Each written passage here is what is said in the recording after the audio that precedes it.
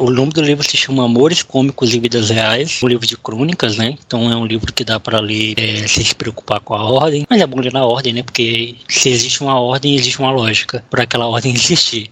Mas é um livro de crônica que você pode... É uma leitura muito, muito gostosa de ler. É o gênero literário que eu mais me sinto à vontade para escrever. Então, por isso que eu adotei esse estilo. E também tem a ver um pouco com a minha veia jornalística, né? De escrever crônicas. E inspirado no meu grande cronista que eu amo, que é o Rubem Alves, que eu sou o maior fã. É um livro de 28 anos, cara. É um livro que ele pega toda a minha história de vida. Ele tá ali. E por isso que eu até estava conversando com minha namorada esses dias, que eu já tenho ideia pro meu segundo livro, só que meu segundo livro ele vai ser muito mais trabalhoso do que o primeiro, porque o segundo livro eu vou ter que começar do zero a escrever uma nova história. O primeiro não, o primeiro foi mais fácil porque foi só, eu já tinha vivido as experiências, falando do processo do livro, eu tinha alguns textos que eu tinha muito orgulho deles, que estavam na internet, estavam nos blogs que eu já escrevi na vida, eu tive muitos blogs, então eu já escrevi muita coisa pra internet. Então eu fui atrás dessas coisas que eu tinha escrito, todos os textos que eu reaproveitei, eu editei muita coisa, então muita coisa que estava até mal escrita, eu reescrevi, coloquei novas referências, coloquei a minha perspectiva atual, e eu garanto que se eu for, o livro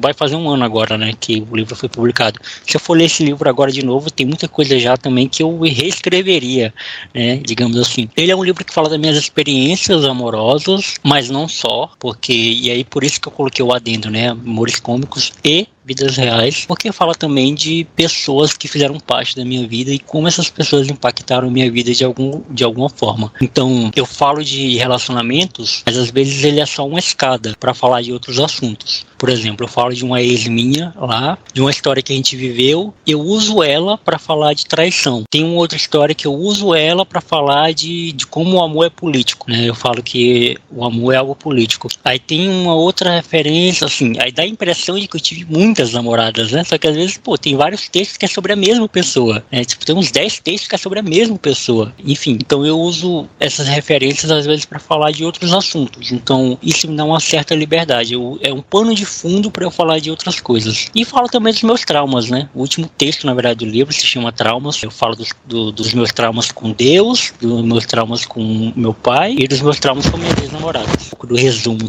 de como é que é o livro. É um livro muito alegre, né? Só coisa boa.